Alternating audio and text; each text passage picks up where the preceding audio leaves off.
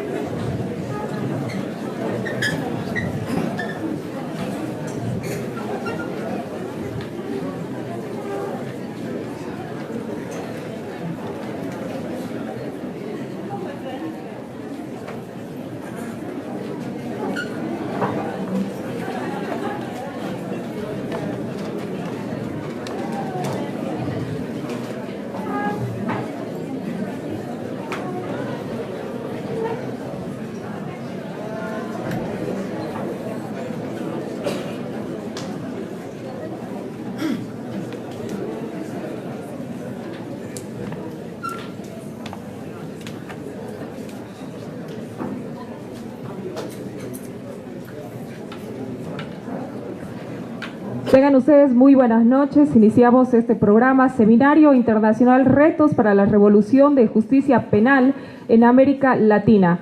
Primeramente, saludar a las diferentes autoridades que nos acompañan el día de hoy, que están en Testera.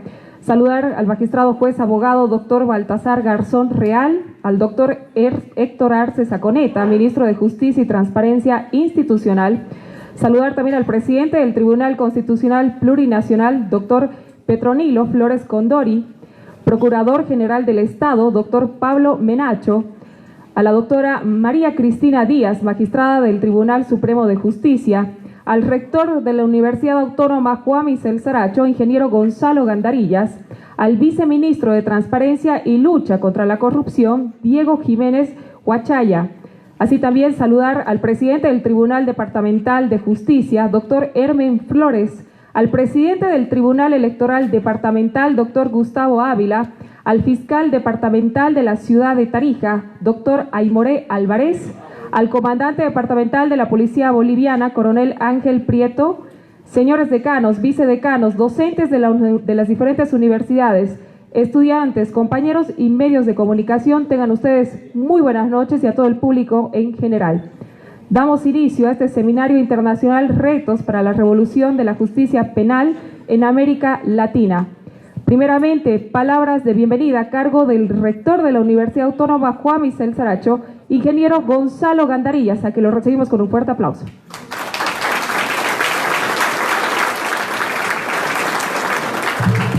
Muchísimas gracias, buenas noches, estimado ministro, doctor Héctor Arce Saconeta, estimado doctor Baltasar Garzón, sea muy bienvenido, muy buenas noches, demás autoridades que se encuentran en la Testera, estimada amiga y magistrada Cristina Díaz. Es una satisfacción estar en este momento aquí dirigiéndome a ustedes que son la mayor parte del área de lo que significan las ciencias jurídicas, porque estamos seguros, diría yo, de que vamos a escuchar palabras de una persona que descolló en la parte jurídica a nivel mundial, que creo que lo pusieron en ese momento porque tenía los merecimientos del caso, porque no creo que haya habido una persona que haya tenido tanta precisión para investigar crímenes en la humanidad, actos de terrorismo de Estado, que haya tenido tanta precisión para poder abarcar un poco más de lo que era su país. El doctor Baltasar Garzón llenó las primeras planas de los periódicos del mundo en muchas oportunidades, y ahora tenemos la suerte que en una ciudad tan chiquita, pero con un corazón tan grande, recibamos a un andaluz de España en la Andalucía boliviana.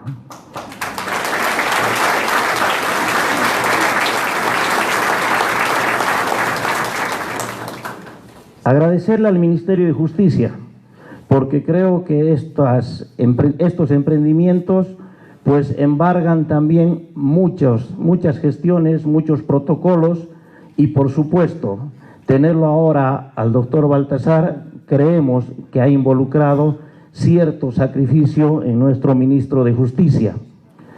El doctor Arce ya es un visitante asiduo, y yo creo que como es docente, pues en algún momento podrá también impartir docencia en nuestra universidad.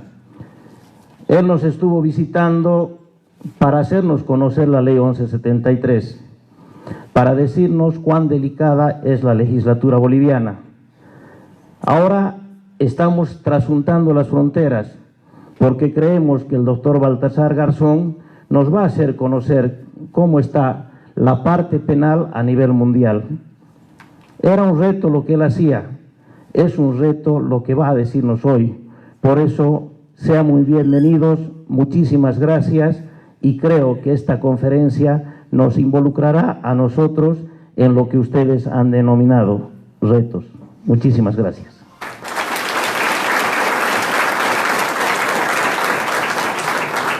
Agradecemos las palabras de bienvenida a cargo del rector de la Universidad Autónoma Juan Michel Saracho. Posteriormente, palabras de circunstancia a cargo del presidente del Tribunal Constitucional, doctor Petronilo Flores Condori.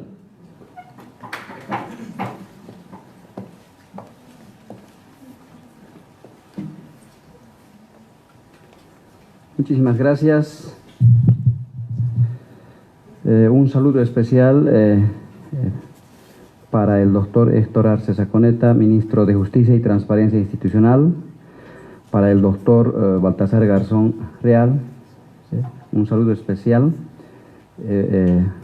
para el estimado ingeniero rector de la Universidad Autónoma Michel Saracho de nuestro departamento de Tarija, para la estimada magistrada decana del Tribunal Supremo de Justicia, para todas las autoridades que nos acompañan a la testera, a los viceministros, a las autoridades departamentales, aquí al doctor vocal de la Sala Constitucional, también que fue magistrado del Tribunal Constitucional, a todos los presentes.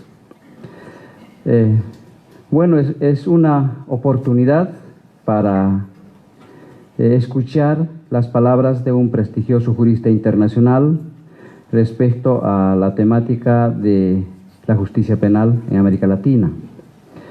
Y en segundo lugar, remarcar la importancia y la significación de este evento promovido por el Ministerio de Justicia y Transparencia Institucional a través de nuestro estimado doctor Héctor Arce Saconeta. Nada más remarcar en esta ocasión de las palabras de circunstancia como un servidor público más del Tribunal Constitucional Plurinacional. Primero, sabemos muy bien que constitucionalmente en nuestro Estado plurinacional de Bolivia están reconocidos los derechos fundamentales. Y para estos derechos fundamentales que emergen de un proceso constituyente, de los diferentes rincones, de las diferentes experiencias que se han ido juntando en esta Constitución, se han desarrollado las diferentes garantías. Estas garantías de protección de los derechos fundamentales están establecidos de carácter institucional, como la Defensoría del Pueblo, el Tribunal Constitucional, los diferentes tribunales y los juzgados para tutelar estos derechos.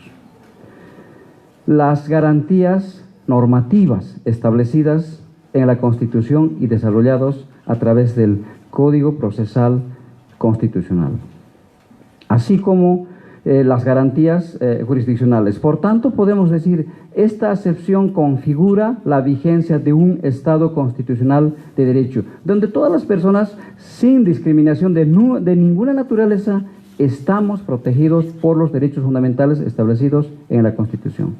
En segundo lugar, bajo esta acepción, de acuerdo a nuestra misma Constitución, el Estado asume el deber de promover, de proteger y respetar los derechos fundamentales. En términos prácticos, lo hace a través de los diferentes órganos, los tribunales y los jueces que nosotros hacemos de servidores públicos. Bajo este antecedente, la justicia en Bolivia es un servicio público. En esta línea es que todos debemos ir trabajando en el tema de la justicia. Tercer punto, conocemos que en toda sociedad Toda sociedad avanza en esa organización política y jurídica entre el consenso y el disenso. Sabemos de los problemas que tenemos en el tema de la justicia. Por ejemplo, podemos citar uno de los problemas en el tema de la retardación, en el tema de la corrupción judicial. No estamos generalizando a todos los jueces, pero hay estas experiencias sentidas desde las diferentes sociedades, aún más de aquellas personas que podemos denominar usuarios de la justicia, quienes acuden con la pretensión de resolver o que resuelvan sus conflictos sociales, visto desde de los estrados judiciales, los conflictos jurídicos. Estos problemas, la sociedad actual nos pide, nos aqueja resolver, intervenirlos todos, desde las universidades, desde las facultades de Derecho, desde las autoridades, desde las diferentes sociales, desde las organizaciones sociales, desde los barrios. Todos debemos emprender el trabajo de resolver en este tema, porque el componente de la justicia es uno de los pilares para la convivencia pacífica que configura el Estado constitucional de derecho. Cuarto, esta es la oportunidad, a partir de este evento, de estas aulas, de esta nuestra universidad, desde el departamento de Tarija, también promoveremos para que la justicia, los problemas puedan ir resolviéndose concretamente a partir de la iniciativa del gran trabajo que está realizando el Ministerio de Justicia y Transparencia Institucional, implementando la Ley de Abreviación Procesal Penal. Esta ley está dirigido justamente a resolver, a superar estos problemas, estos males de la justicia, como el tema de la retardación. Por ejemplo, la notificación es uno de los grandes problemas. Este instrumento jurídico irá resolviendo, por ejemplo, a través de las notificaciones electrónicas, el tema de la retardación judicial, el tema de que las sentencias sean emitidas de manera pronta, de manera argumentada, cumpliendo con el debido proceso, de fácil comprensión para los litigantes, para las personas, dejando los esquemas ya de carácter abstracto. En otras palabras, estamos emprendiendo, trabajando hacia una justicia que realmente proteja y que contribuya a la convivencia social en el marco del trabajo del Ministerio de Justicia. Y ahora escucharemos las grandes experiencias de una personalidad prestigiosa como es el doctor Baltasar Garzón. Muchísimas gracias por estas pequeñas palabras en ocasión de palabras de circunstancia. Muchas gracias.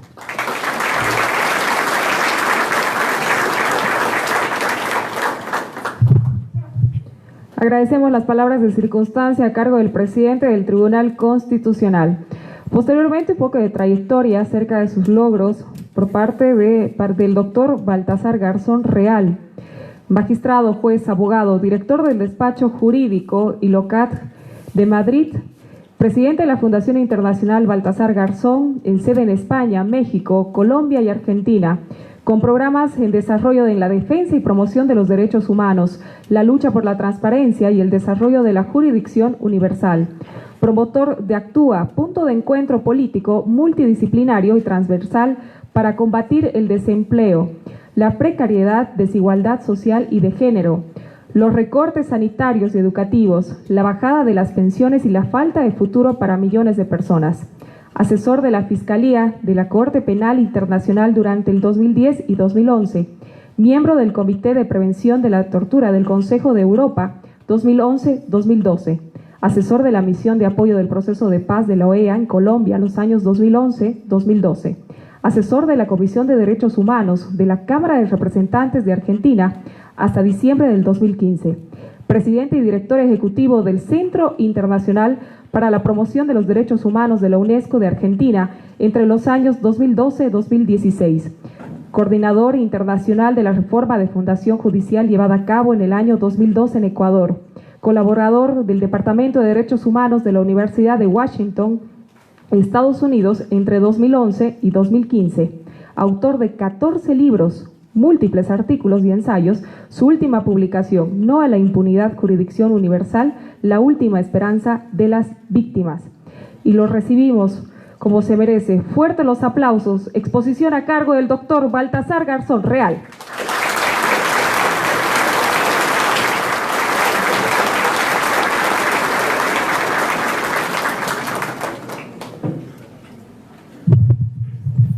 Buenas noches, muchas gracias a todas y a todos por estar esta tarde aquí.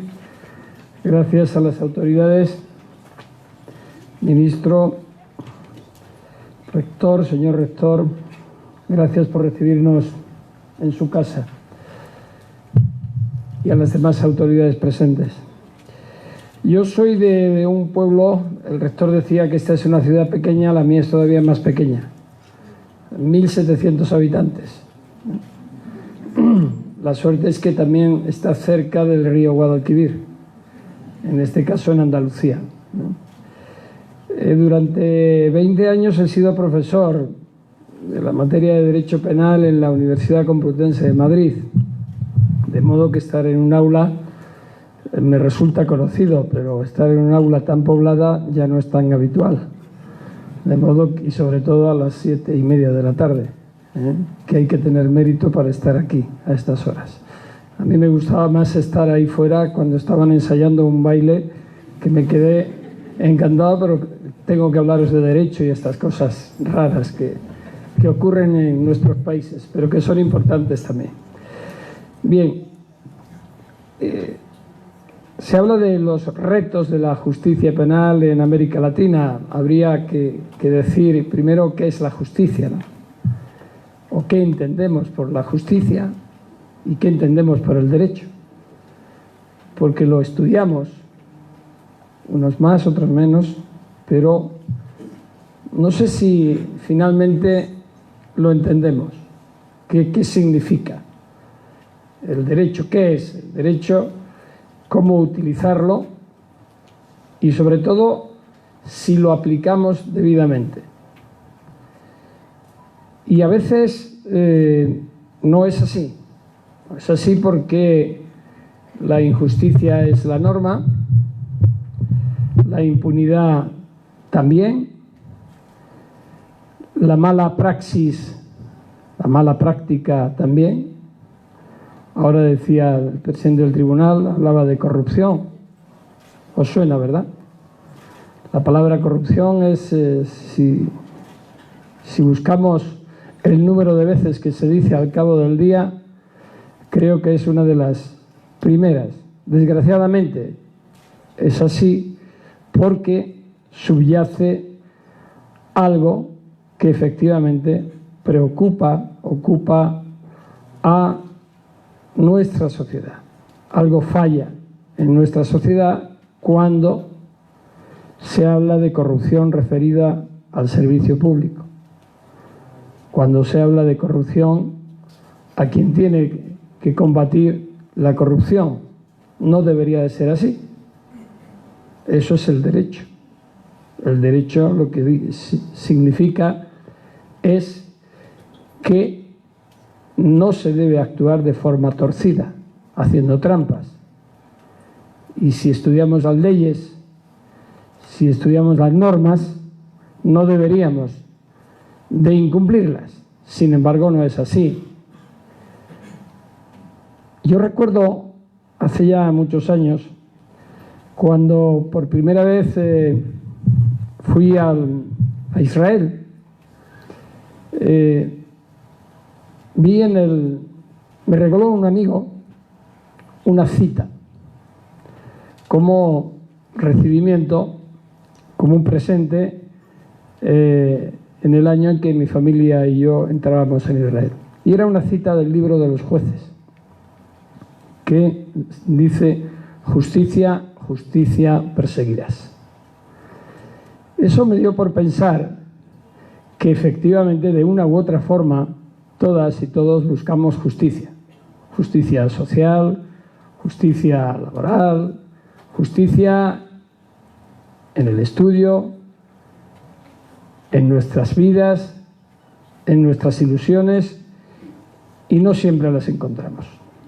Por tanto, cuando del ejercicio del derecho se trata, y yo he sido juez durante 36 años, lo primero que uno debe de plantearse es si realmente hace lo que debe hacer, lo que el derecho nos exige, es decir, si actuamos correctamente. si distinguimos lo correcto de lo incorrecto. Fijaos que una de las primeras definiciones de corrupción viene en el Código de Hammurabi, hace miles de años, y habla y distingue lo que es correcto de lo incorrecto. Y para distinguir lo correcto de lo incorrecto, cuando empezamos con el estudio del derecho, tenemos que tener claro si estamos convencidos de lo que estudiamos. Primero si lo entendemos y después si estamos convencidos de lo que se dice. Si cuando estudiamos que no se deben violentar los derechos humanos, entendemos lo que eso significa. Si cuando se dice que hay que actuar dentro del Estado de Derecho, sabemos qué es el Estado de Derecho y qué significa. Si cuando decimos que las Fuerzas Armadas tienen que proteger a los ciudadanos, entienden las Fuerzas Armadas y la sociedad en general qué significa esto. Por tanto, si lo entendemos, nunca podríamos justificar un golpe de Estado, por ejemplo, una dictadura. ¿Por qué? Porque las fuerzas militares lo que suponen, lo que significan es proteger a los ciudadanos. Por tanto, si alguien justifica un régimen autoritario, no está dentro del derecho. Si vosotros y vosotras echáis la vista atrás, veréis que la interpretación o la definición y el concepto de derecho no siempre ha sido igual. Hay un hecho histórico fundamental que cuando lo cite rápidamente os vais a transportar hasta allá, que es la Segunda Guerra Mundial. Nuremberg. Los principios o leyes de Nuremberg. Nuremberg, la ciudad alemana, fue muy castigada, como todas, por la guerra, y allí se celebró el primer gran juicio contra los criminales nazis, contra gran parte del Estado Mayor de Hitler. Se juzgaron a 22 personas. ¿Y sabéis por qué se juzgaron a 22 personas cuando todos sabemos que había muchos más responsables? Cuento la anécdota para introducir otro concepto, que es el de la oportunidad. Cuando se aplica el derecho, no siempre se hace toda la justicia que se tendría que hacer, sino que hay que elegir y que hay que optar, y por tanto se aplica el criterio de oportunidad, es decir, se elige, se selecciona, pero no se extiende a todos los hechos ni a todas las personas. Se juzgaron a 22 personas y alguien puede decir porque eran los más criminales. Otros dirán porque eran los que tenían más hechos delictivos. Bueno, pues no, solo porque había 22 sillas. 22 sillas, no es una broma, es verdad. Había 22 sillas en la sala y entonces el fiscal dijo 22. ¿Quiere ello decir que solo hubo 22 responsables del régimen nazi? No, evidentemente. Pero el ejercicio de la justicia, con unos principios que hasta ese momento no existían, dieron lugar a toda la concepción de crímenes contra la humanidad. Esas 22 sentencias, esas 22 condenas de esos 22 responsables representaban en ese momento la acción de las potencias vencedoras de un tribunal militar en este caso, pero que aplicaba por primera vez principios de derecho civil frente a la barbarie. Por tanto, una enseñanza que ya debemos de tener es que cuando se habla del derecho, de la aplicación del derecho y la justicia, no quiere decir que tiene que ser un todo absoluto, sino que sus enseñanzas, sus principios trascienden y generan una enseñanza posterior que es la que tenemos que ir aplicando. Esa fecha es importante porque hasta ese momento había lo que los que estudiéis Derecho conoceréis como la pirámide normativa de Kelsen. Es decir, es la estructura piramidal con una base que se establece una jerarquía de las normas. Pero ¿qué ocurre con Nuremberg? Que rompe la pirámide de Kelsen.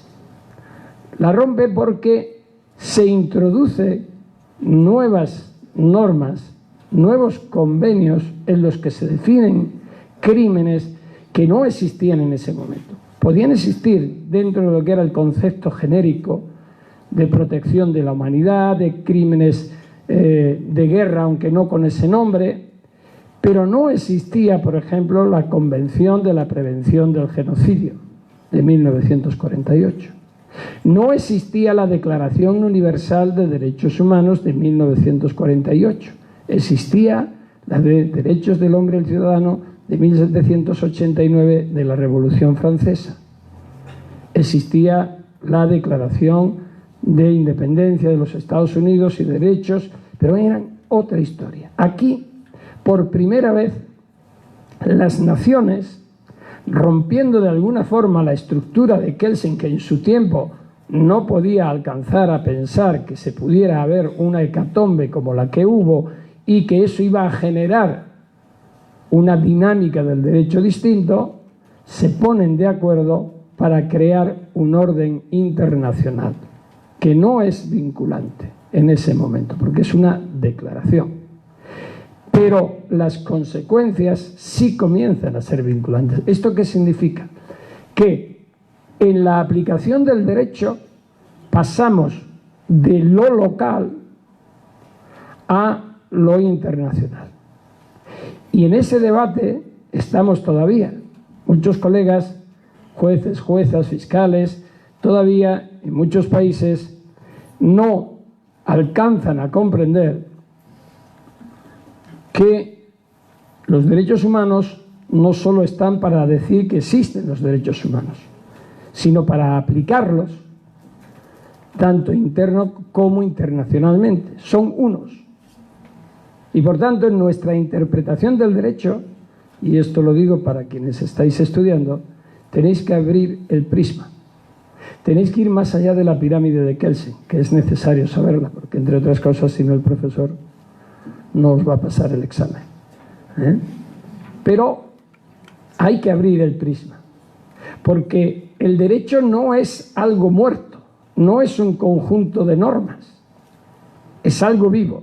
Y como algo vivo, tiene que ir acomodándose bajo los principios de legalidad, bajo los principios de irretroactividad, es decir, que no puedes aplicar normas más perjudiciales cuando ya los hechos han ocurrido y la norma no existía, en fin, todo esto que ya sabemos.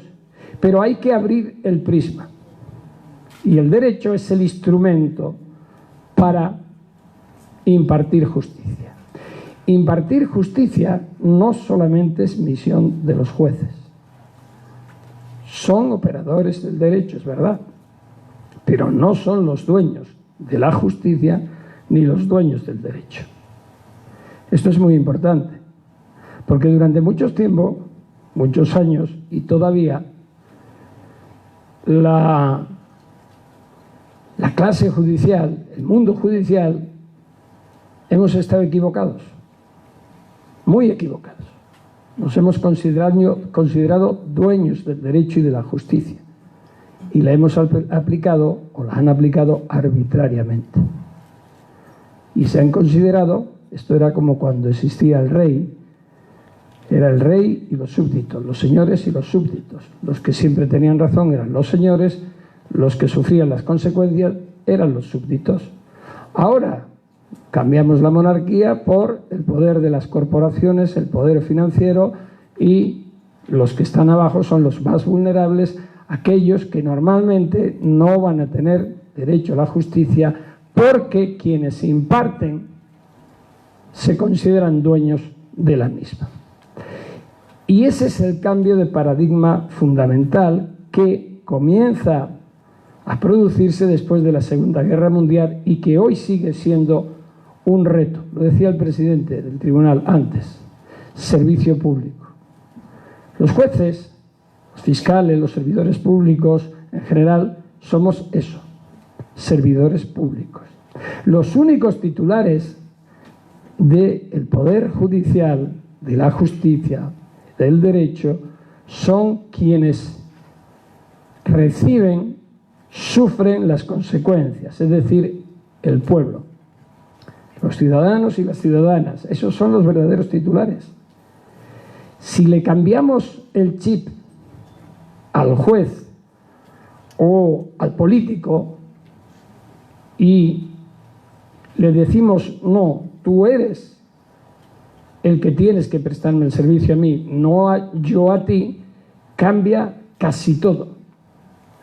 Si quien está en el servicio público tiene por principio la ética, esa palabra tan manida ya que casi nadie sabe lo que significa, pero que es fundamental, vas a ver que es absolutamente imposible que si unes ética, convicción, servicio, servidor público, nunca puedes transgredir una norma, no puedes perjudicar al ciudadano. Y eso es convicción. Por eso, evidentemente, tenemos que, los servidores públicos, dar ese ejemplo. No es ya lo que decía Montesquieu, que somos la boca muda que aplica las leyes. No. Porque los tiempos cambian. En tiempos de Montesquieu no había redes sociales, ¿verdad? No había Twitter, no había Facebook. Es decir, el Big Data no se sabía ni siquiera lo que era. Es decir, cambia. Por tanto, tenemos que ir acomodándolo. Y los jueces, cuando emiten sus resoluciones, ya no solo deben acertar jurídicamente, porque lo estudian, sino que además deben explicarlo. Deben explicarlo y que se comprenda, que los ciudadanos sepan qué está pasando. Pedagogía, educación en los términos. Os voy a contar una historia de cómo yo me di cuenta, hace ya muchos años, de que estaba totalmente equivocado a la hora de redactar mis sentencias. Allá por el año 1985-86, gran parte de los que estáis aquí todavía no habéis nacido o erais muy chiquititos. Estaba en una provincia de Andalucía, en Almería, donde yo impartía la categoría de juez y estaba en el juzgado número 3. Y era un caso civil. Y os cuento luego otro de un caso penal, que ese es gracioso, pero también me hizo reflexionar y cambiar los paradigmas. El primero era una cuestión de herencia.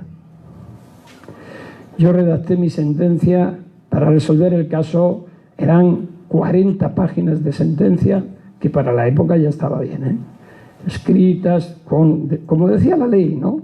Había que escribir de una forma determinada. Bien, dicto mi sentencia, estimo la demanda, es decir, le doy la razón a la parte que reclamaba, y a esto de los 5 o 6 días me viene el secretario del tribunal y me dice: don Baltasar, hay una señora muy mayor que quiere hablar con usted. Y yo le digo: ¿cómo se llama? Me dice el nombre y dice: quiere hablar de un asunto. Digo: sí, el de la herencia. Bien. Digo: pero bueno, ¿qué quiere? ¿Está el abogado? No, ha venido sola y hace nada más que llorar. Y está sentada en un banco y llora. Y llora. Y digo: bueno, ¿y no le dice qué ha pasado? No, solamente llora y que quiere hablar con el juez. Bueno, pues que pase. Y la buena mujer seguía llorando. Y yo no sabía cómo consolarla, porque no oía, no, ella estaba... Y lo único que decía es: qué vergüenza, qué vergüenza, qué vergüenza. Y yo, claro, no le digo: ¿pero por qué, señora? Y entonces ya se me ocurrió, digo: pero vamos a ver, señora, si usted ha ganado el juicio, ¿por qué llora? Y si sabéis que cuando pasa algo así que te impacta, sigues la inercia hasta que te das cuenta y te detienes en seco, ¿no? Y entonces esta mujer se detuvo en seco su llanto. Levanta los ojos, me mira y dice: ah, ¿yo he ganado? Y digo, sí, claro. Dice, es que al final pone fallo. En España la sentencia se dice fallo. Entonces ella, el término fallo, lo entendía que el juez se había equivocado y que por tanto no llevaba razón. Entonces yo me leí mi sentencia y os tengo que decir que ni yo la entendía. Yo empecé a leer ya, lo vi con otra perspectiva. Empezaba resultando, considerando, resultando, que teniendo, estando. Mira, me faltaba la respiración, un párrafo así. Yo decía, pero ¿quién va a entender esto? En latín, 10 o 12 citas en latín. Bueno, todo el digesto lo puse allí. Digo, pero bueno, ¿qué es? Bueno, yo dije, no más. Cambié mi forma de redactar la sentencia y la hice la siguiente en términos coloquiales, normal. Bueno, pues el Tribunal Superior, cuando me apelan la sentencia, me echó un chorreo que casi me sacan de fuera diciendo: ha quebrantado las formas, esto no es forma de redactar una sentencia, tal. Y yo dije, bueno, pues esto hay que pelearlo, ¿no? Insistí, me advirtieron de expediente y menos mal me salvó la campana en esa ocasión, porque se aprobó una ley en la que acordaban el cambio de redacción de la sentencia y ya se hace como ahora se hace, es decir, con el lenguaje normal. Por tanto, no nos dábamos cuenta, quienes administrábamos justicia, que la hacíamos para nosotros mismos, para después agarrar la sentencia y decirle al compañero: mira qué sentencia he puesto, oh, mira, he citado tanto, mira qué teoría, ah, tú no te has dado cuenta de esto. Y el justiciable ni se enteraba. El otro es más corto, pero más gráfico. Juicio penal. Héctor, oye esto bien, ministro. Era un juicio y entonces llegó un señor que era testigo. Entonces el hombre había venido en bicicleta y llevaba, ¿veis? Así, las pinzas aquí, para no rozarse en la grasa de la cadena de la bicicleta. Entonces yo me di cuenta, le tomo juramento y cuando le dice, pues sí, juro, a mí no se me ocurrió utilizar quizás el verbo correcto y dije: bájese los pantalones. Y se echa mano a la correa y empieza a bajarse los pantalones. Os podéis imaginar, no, la pinza, y el hombre no atendía, la pinza, estaba totalmente traumatizado. Entonces no llegó a quedarse en paños menores, pero lo que me hizo reflexionar aquello es el miedo que ese hombre tenía en el cuerpo. Y era testigo. Fijaros si llega como acusado, o como víctima. No, solamente era testigo. Entonces dije, no, algo estamos haciendo mal.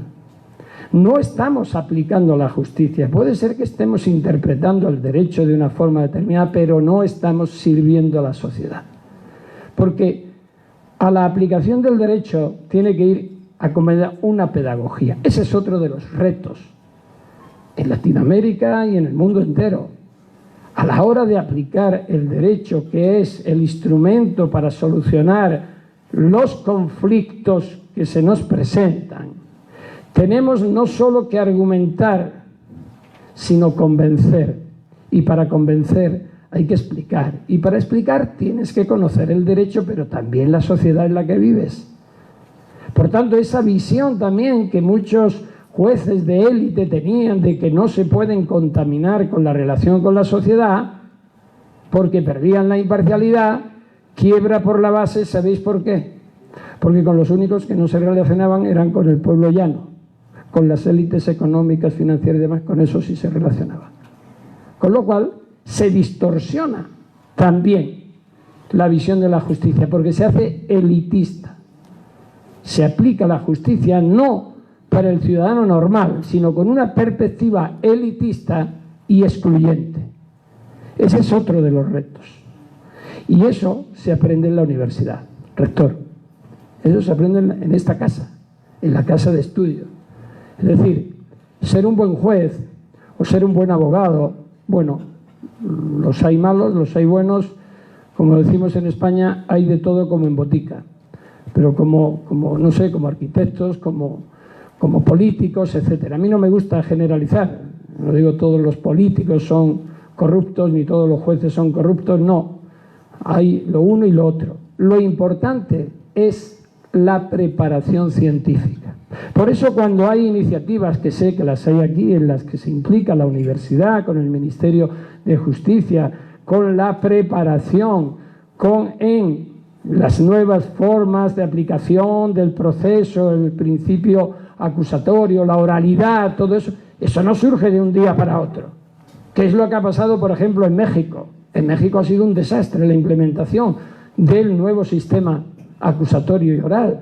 ¿Por qué? Porque se dictó la norma y se entró en vigor, pero nadie se acordó que había que preparar para cambiar los paradigmas y pasar de un principio inquisitivo, es decir, escrito inquisitivo, donde investigas y ya tienes casi la tesis construida, a una dinámica totalmente diferente, donde la preparación desde la universidad, en el debate, en el discurso, en la contradicción, es absolutamente fundamental, porque tienes que exponer los argumentos, producir las pruebas y convencer al jurado, si lo hubiera, o a los jueces que tienen que decidir. Por tanto, ese es otro de los desafíos fundamentales a los que hoy nos enfrentamos.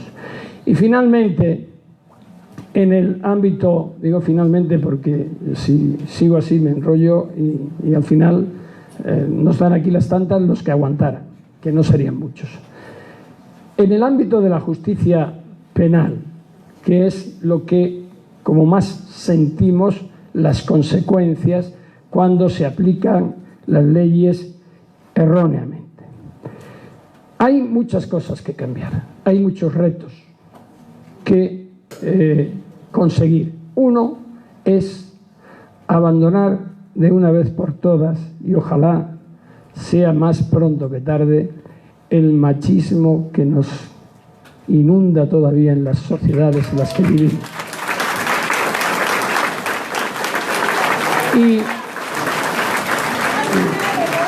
Y lo digo respecto de mi propio país y no necesariamente respecto de aquí, porque yo sé que se están haciendo esfuerzos para la implementación de la normativa penal, la regulación del feminicidio, incluso en alguna propuesta política de la que sin duda nos puede hablar el ministro Arce, de considerarlos como crimen de lesa humanidad.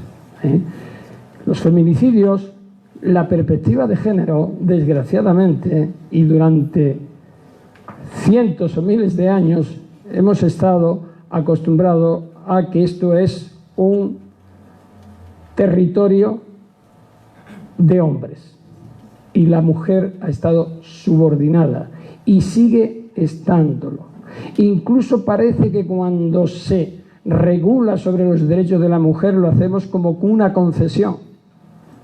Es decir, el sentido patriarcal que todavía existe, desgraciadamente, es muy grave. La brecha entre hombres y mujeres es todavía abismal.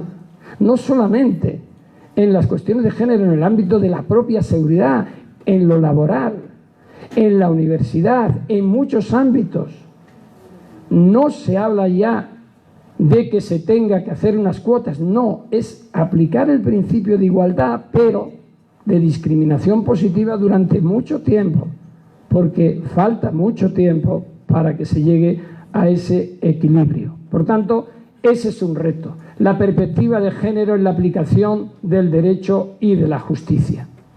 Por tanto, si cambiamos los paradigmas, si contribuimos a la pedagogía y que la enseñanza de los jueces cuando dicten esas normas, esas sentencias, somos capaces de transmitir confianza a los ciudadanos, iremos bien. Porque lo peor, y termino ahora de verdad, lo peor que se puede hacer dentro del ámbito de la justicia es generar la desconfianza. Si la ciudadanía nota y percibe que los jueces, que la justicia falla, no queda más que el abismo. La justicia es el último baluarte y los operadores los últimos que nos garantizan los derechos. Si esa barrera se quiebra, desde luego estamos abocados a una hecatombe segura. Quebrantar el Estado de Derecho es lo más grave, traspasar la barrera de la legalidad, acudir a las vías de hecho, acudir a la justicia por la mano es inaceptable, pero lo mismo de inaceptable es la parálisis institucional en no solucionar las cosas. A mí me constan, porque conozco al ministro hace muchos años y también al presidente hace bastantes, también los esfuerzos que se están haciendo en este país por mejorarlo. Conozco este país desde hace muchos años, no públicamente así como ahora estoy, pero desde mediados de los 90 vengo viniendo por Bolivia, por Sucre, por Cochabamba, por Santa Cruz de la Sierra, por La Paz, por Tarija. Tengo que reconocer que esta es la primera vez y era una deuda que tenía, y se han avanzado, y es de sabio reconocer los fallos, pero también con justicia reconocer los esfuerzos. Y este país ha cambiado su faz tanto interna como externamente. ¿Y se pueden hacer mejor las cosas? Sí, pero hay que reconocer lo que ya se ha hecho. Y todos los operadores políticos deberían de contribuir. Hablaba antes de la violencia contra la mujer. Ahí tienen que, no cabe discrepancias. Tienen que unir las manos hombro con hombro. Tienen que ponerse en el lugar del otro. Son principios de solidaridad y confianza, de servicio público. El interés partidario debe de quedar en otros ámbitos.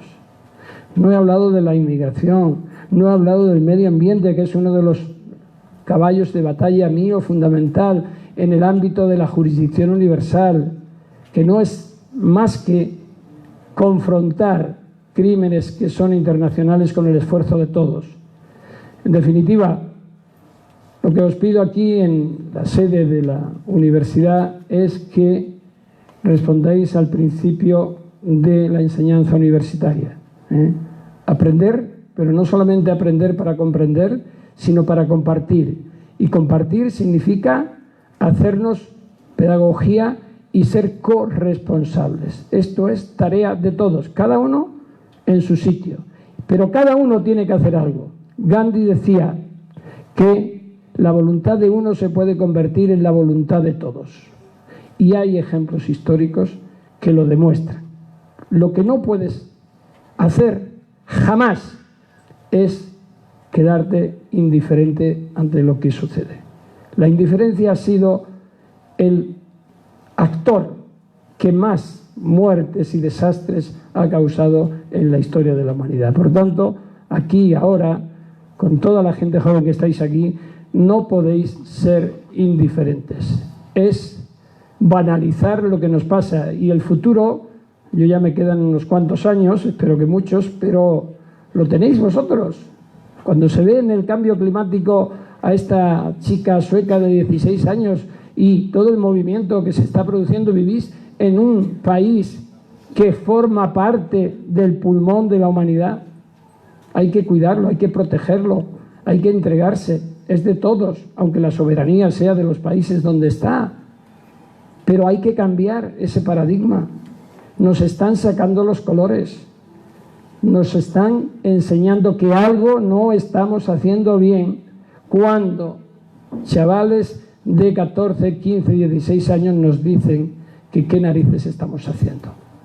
Y eso es fundamental. Y eso, tanto que al menos en España decimos los jóvenes son indiferentes, no se ocupan de nada. Bueno, pues nos están demostrando que sí se ocupan. Y que nuestra obligación es, en este caso, seguir con ellos, apoyarlos y, eso sí, prestarle la experiencia, que no tenemos otra cosa, más que la experiencia. De modo que muchísimas gracias, es un placer estar aquí, que es mi segunda tierra andaluza. Muchas gracias. Fuertes los aplausos para el doctor Baltasar Garzón Real el día de hoy, que se ha sumado a esta exposición tan importante para todos nosotros. Seguidamente, cumpliendo con el programa Seminario Internacional Retos para la Revolución de la Justicia Penal en América Latina, palabras de circunstancia a cargo del Ministro de Justicia y Transparencia Institucional, doctor Héctor Arce Saconeta.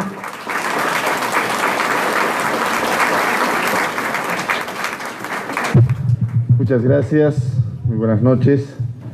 Yo voy a ser tremendamente breve, primero porque todo ya lo ha dicho en materia jurídica, esa sapiencia extraordinaria, nuestro amigo y profesor don Baltasar Garzón Real. Y segundo, la razón más importante, porque es viernes y viernes en la noche, profesor, aquí en todo Bolivia y en Tarija en especial, la gente no hace ciencia, o sea, tenemos otras actividades más importantes, así que voy a ser tremendamente breve, saludar y agradecer a nuestro amigo, el ingeniero Gonzalo Gandarillas, nuestro magnífico rector de la Universidad Autónoma Juan Michel Saracho, universidad que ya la sentimos como nuestra casa. Saludar a doña Cristina Díaz, decana del Tribunal Supremo de Justicia. Saludar de manera especial al presidente del Tribunal Constitucional Plurinacional, doctor Petronilo Flores Condori, al Procurador General del Estado, el doctor Pablo Menacho Diederich.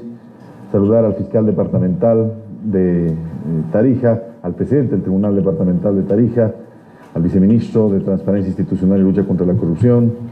Un saludo especial a nuestro decano de la Facultad de Derecho y Ciencias Políticas de la Universidad Juan Michel Saracho, doctor Walter Daña, mi compañero y amigo Ernesto Mur, magistrado, y bueno, a todos las autoridades, jueces, vocales, estudiantes que se encuentran aquí presentes. Por supuesto, saludar y agradecer infinitamente su presencia aquí en Tarija al profesor Baltasar Garzón Real. Él ha llegado a las 4 de la mañana, a las 12 de la mañana a Santa Cruz, lo hemos llevado a La Paz, ha tenido una larga entrevista con el presidente Evo esta mañana, muy amena, muy linda. Después una serie de actividades, otras actividades en la tarde y finalmente, bueno, para él ya son las 2 o 3 de la mañana en el reloj de Europa. Así que muchas gracias por el esfuerzo, muchas gracias por estar aquí en esta hermosa, maravillosa, bella ciudad de Tarija, que, bueno, se merece esto y muchas cosas más. Yo quiero comentar unos cuantos elementos que ha mencionado el profesor Baltasar Garzón con una sapiencia extraordinaria y que nos sirva a los estudiosos del derecho para afinar algunos conceptos, porque lo ha dicho además con una dulzura y con una forma de expresarse verdaderamente extraordinaria. Hay un constante debate sobre lo que es el derecho, ¿no? Y lo ha dicho el profesor. Y siempre a nosotros nos enseñan desde la universidad que el derecho es un conjunto de normas que rigen la vida de la gente en sociedad. Y eso está en los textos de estudio, está en los libros de introducción al derecho, de teoría del derecho. Pero lo ha dicho extraordinariamente claro Baltasar, el derecho es mucho más que un conjunto de normas. El tipificar o calificar al derecho como un conjunto de normas es coartarle su verdadera dimensión, su verdadero sentido. El derecho es una ciencia social que estudia las normas jurídicas y las instituciones jurídico-sociales. Es ciencia por muchas razones. Entre ellas, voy a mencionar solamente dos, porque existe una relación causal entre hechos sociales y normas jurídicas. El derecho es un producto social. Las normas no aparecen de la nada. Las normas son efectos de causas sociales y políticas. Es la sociedad la que se mueve, la que se articula, la que se desarrolla y la que crea el derecho. Y el ejemplo que siempre damos en la cátedra es el ejemplo del sindicalismo. El sindicalismo, en los albores del modo de producción capitalista, la Revolución Francesa, la creación del Estado republicano, liberal, era un delito castigado con la muerte. A los sindicalistas se los detenía y se los asesinaba. Eso fue lo que dio el origen en el año 1886 al 1 de mayo, los caídos de Chicago. Y hoy día el sindicalismo es un derecho constitucional consagrado en la gran mayoría de los textos constitucionales de nuestro planeta. ¿Cómo se entiende eso? ¿Cómo es posible que una misma situación en un periodo de la historia sea delito castigado con la muerte y en otro derecho constitucional consagrado en los textos constitucionales? La explicación es que el derecho es un producto social. La lucha de los trabajadores, la lucha por mejores condiciones de vida, el surgimiento del Estado social y todo ese movimiento social y político fue el que generó finalmente que una situación jurídica pase de ser delito a ser derecho. Nunca debemos olvidar que lo social determina lo jurídico y no es al revés. Y ese es el punto más flaco de la teoría de Kelsen a la que se refería el profesor Baltasar. Kelsen identifica el derecho como un sistema puro, como una burbuja alejada de la sociedad. Por eso su libro, ¿no es cierto?, Teoría pura del Estado y del Derecho, porque está alejada, está separada de lo social. Y lo social es quizá lo más importante para entender el derecho. Y otro segundo elemento que también lo ha mencionado el profesor Baltasar Garzón es la evolución del derecho, ¿no? El derecho evoluciona. En el Tribunal de Nuremberg no habían cosas que nos ha mencionado, elementos que el día de hoy hay. Hace 100 años, en 1919, nadie se imaginaba que podía haber un tribunal constitucional, aquí está el presidente del Tribunal Constitucional, que les diga a los jueces, o mejor dicho, que les diga a los parlamentarios, esta ley va y esta ley no va. No existía la idea de eso. Imagínense si Montesquieu resucitara y viera que su teoría del poder popular y el poder legislativo como primer poder del Estado ha sido cambiada por la autoridad de 4 magistrados del derecho, o 5 o 10 magistrados del derecho que le dicen esta norma muere y esta norma vive, seguramente se vuelve a caer muerto, ¿no es cierto? El barón de Montesquieu, el autor del espíritu de las leyes. Pero hoy en día lo más general que se tiene en el derecho moderno es el sistema de control concentrado de constitucionalidad. Es el gran avance. Y hoy surge un nuevo debate. El nuevo debate es, ahora, ¿quién controla al controlador de la Constitución? ¿No? Doña Cristina se estaba quejando del Tribunal Constitucional, me dice, todo es falta de motivación, y tiene razón, hay muchos fallos que son falta de motivación. ¿Quién les controla? ¿Quién lo controla, don Petronilo? Ahí muy sencillo todo, pero no lo son. En los hechos, el poder del Estado está en sus manos, él habla por la Constitución. Y es que todavía no hemos encontrado la fórmula de controlar al controlador de la Constitución. ¿Por qué? Porque el derecho es una ciencia. Y así como la ciencia médica no ha encontrado la cura para el SIDA, y la ciencia aeroespacial no ha puesto un hombre en Marte, la ciencia del derecho todavía no ha encontrado la fórmula para controlar al controlador de la Constitución. Lo que no quiere decir que en el futuro sí el SIDA se cure, sí el hombre llegue a Marte, y sí encontremos la fórmula para controlar al controlador de la Constitución. Porque el derecho, como lo decía el profesor, no es estático, el derecho es dinámico, el derecho se mueve, construye todos los días nuevas cosas. Y para ser un verdadero científico del derecho hay que tener una concepción cabal de esta maravillosa característica de nuestra ciencia. Me han impresionado los comentarios sobre el Tribunal de Nuremberg. Aquí tenemos juicios de corrupción mucho más sencillos, que tienen 5 veces los procesados en el Tribunal de Nuremberg. Y la consecuencia es que esos procesos nunca van a terminar, doctor Aymoré, doctor Petronilo Flores, doctor Jiménez. Es una lógica en nuestro país ampliar los juicios y hacerlos inmensos y hacerlos grandes. Si quieres que un juicio no termine, ampliarlo lo más que puedas. Si quieres que se haga justicia, eso he entendido yo, concéntrate en la verdadera responsabilidad. Y aplica el ejemplo, la doble función del derecho penal. La función sancionadora para castigar a quien comete un delito y la función preventiva para que la gente vea y diga, yo no quiero sufrir la consecuencia de un acto de esta naturaleza. Eso es quizá lo que nos falta entender en una lógica, en una dogmática jurídica que todavía está en ciernes en nuestro país. Y bueno, concluyo por cumplir mi palabra de ser verdaderamente breve, con 2 comentarios más. El profesor Baltasar Garzón nos decía, el pueblo es el sujeto de la justicia,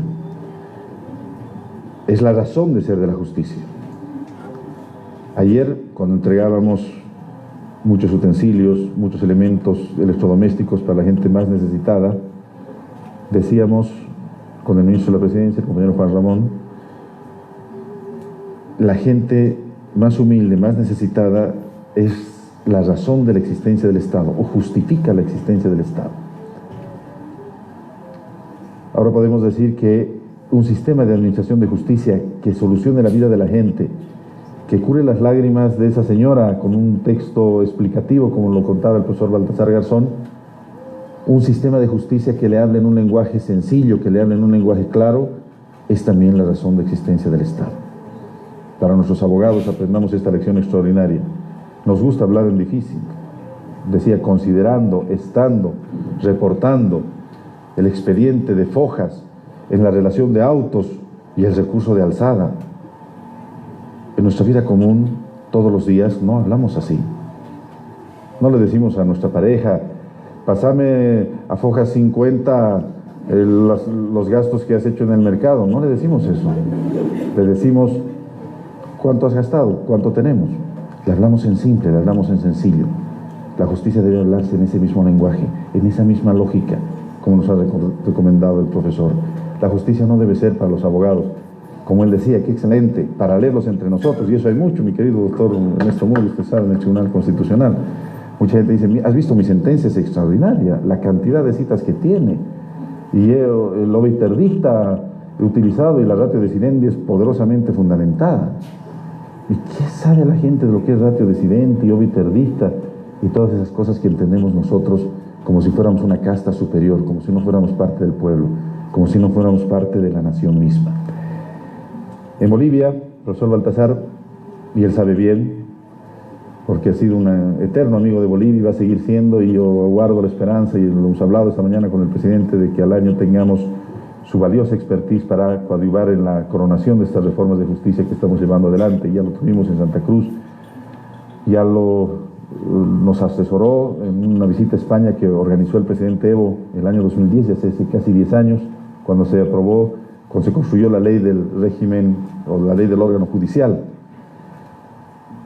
En esta lógica, lo que estamos haciendo en Bolivia es recuperar estos principios de los cuales él nos ha hablado.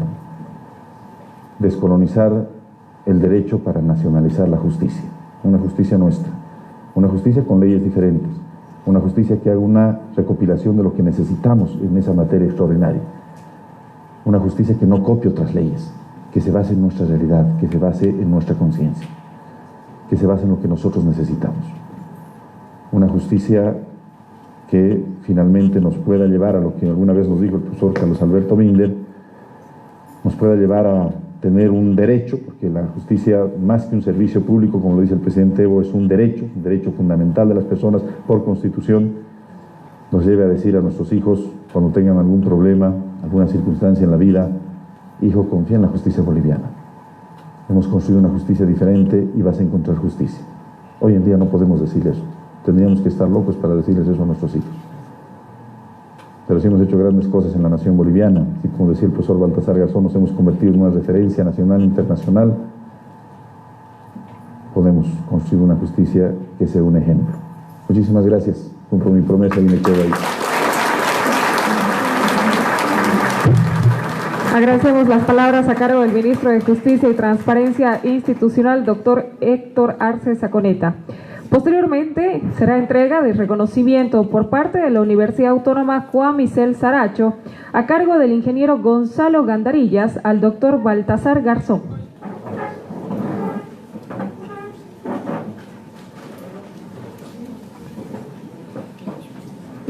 En la parte de adelante, por favor.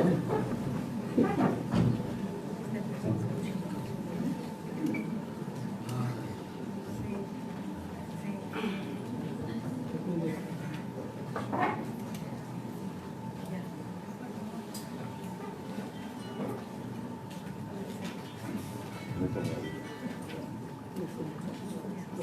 Sí, luego. Doctor, este conjunto de reflexiones creo que motivan y creo que este reconocimiento que prepara la universidad y por supuesto al doctor Héctor Arce también el agradecimiento por tenerlo a usted aquí, va a ser solamente un recuerdo para que usted sepa que tiene una casa, para que usted sepa que tiene que volver y para que usted sepa que realmente necesitamos reflexiones como gente joven, que son la audiencia, de gente experta, que son ustedes. Muchísimas gracias.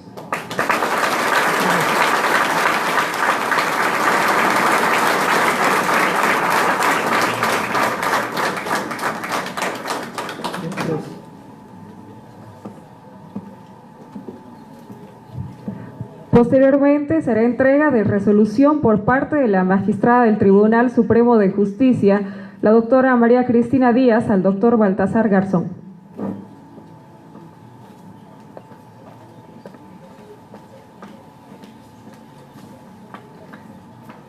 Doctor Baltasar Garzón, realmente un lujo tenerlo en nuestra Bolivia y en especial en mi querida Tarija. Quiero expresarle el beneplácito que le ha producido al Tribunal Supremo de Justicia del Estado Plurinacional de Bolivia su visita, porque está por demás, pero tengo que decirle que es un ejemplo para todos los que administramos justicia, un ejemplo a seguir, sobre todo por la necesidad de mantener vigentes los derechos humanos. Entonces, es por eso que el Tribunal Supremo de Justicia ha emitido un acuerdo de sala plena para mostrarle su complacencia, y también el presidente del Tribunal Supremo de Justicia, el doctor José Antonio Revilla, manda a mi persona a expresarle un caluroso saludo y una buena estadía. Muchas gracias.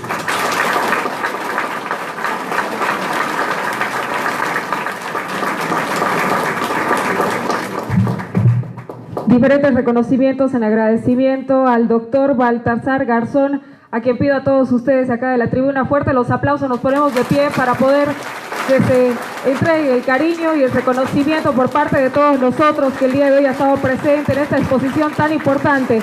Agradecer también a las diferentes autoridades que nos acompañan, y así damos por finalizado este acto tan importante, retos para la revolución de la justicia penal en América Latina. Gracias, permiso.